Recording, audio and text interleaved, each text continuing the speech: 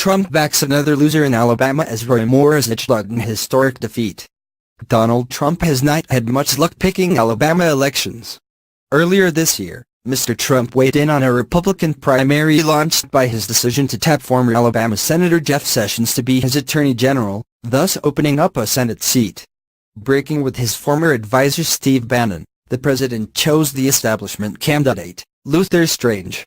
Voters disagreed, rejecting the more moderate Mr. Strange in favor of staunch conservative Roy Moore. The decision drew a swift pivot from Mr. Trump, who called Mr. Moore a really great guy who ran a fantastic race.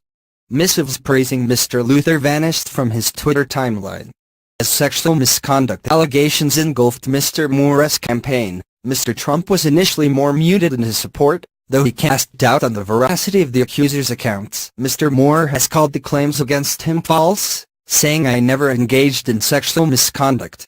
But as the election drew closer, Mr. Trump opted for a full-throated embrace of Mr. Moore, breaking with Republican senators and leaders who had distanced themselves from a candidate many had come to view as toxic. On Twitter and in speeches, Mr. Trump lauded the candidate and warned that electing his Democratic rival, Doug Jones, would undermine the Republican agenda in Congress. The people of Alabama will do the right thing, Mr. Trump predicted in an election day tweet. Doug Jones is pro-abortion, weak on crime, military and illegal immigration, bad for gun owners and veterans, and against the wall. Jones is a Pelosi/Schumer puppet. Roy Moore will always vote with us.